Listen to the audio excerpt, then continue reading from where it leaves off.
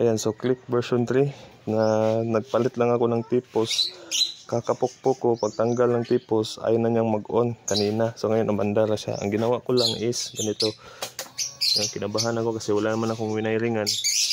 Ayan, pinukpok ko lang siya at nung pag-on ko ulit, ayaw niya nang umandar. So ang ginawa ko lang is ito. So since hindi na siya umandar, pagpukpok ninyo, sa impact siguro, yan. Kung makita nyo, magulo pa yan kasi tatanggalin ko to. Papalitan ko ng bagong relay na maliliit. Ako din nag-wiring nito. Nilagyan ko nga ng tagging yan. Kasi babae yung gumagamit or asawa ko. Just in case mag-ride sila soon or mayroon siyang biyahe na malayo, yan, malalaman ng nag-repair if may troubleshooting kung anong mga function yan. Kasi tumigas to. Mag 2 months pa lang to nung nabili niya. Tumigas na agad yung manubela. Kaya tinanggal natin yung tipos at hindi na siya umandar. Ginabahan ako kasi wala namang nag-short kasi dito lang ako nagpukpok. So ang ginawa ko lang is ito, naka-off na siya, no? I-atras natin to and then i-press natin siya, you know? Press natin to. May ano dyan, parang may pe-press natin dito, then hila pa baba. Yan, so ito yung pipindutin nyo. Yan.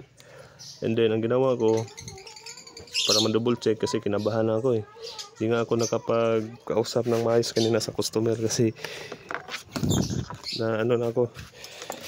So wala tayong pinalitan na nervous kasi wala, akala ko baka ECU eh, impact, pero malabo naman siguro sa ganun kasi yung iba nga pag nabangga sobrang lakas ng impact, gumagana pa naman yung kanilang ECU. So nag-set ako ng DC 20 volts. So tinesteran ko yung positive na red wire and then ground, nag-ground na lang ako sa ECU. So meron siyang 12 volts. So ang ginawa ko, in-insert ko lang siya ulit. Yan. Pero yung pag-insert ko is salpak na salpak talaga siya. Yun.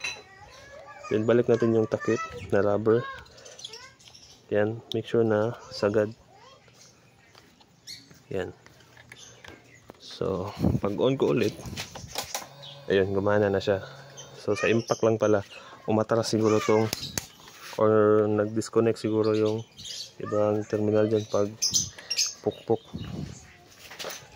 Hindi siya ulit. So goods, kinabahan ako doon. Sila ginawa natin. Tanggalin nyo lang yan siya tapos i-insert nyo ulit. Yan. So may tama na rin to. Almost 2 months pa lang to. Napansin ko na napagliliko ako sa right. Dadalhin ka na niya sa gilid and then ngayon lumala kasi malapit na siya mag 1 year. Ngayon ko lang to na aksyonan. Ayan pala, sobrang lala na niya kasi mas lalo na siyang tumigas ngayon. Yan. So goods, thanks for watching and like nyo to lang sa YouTube.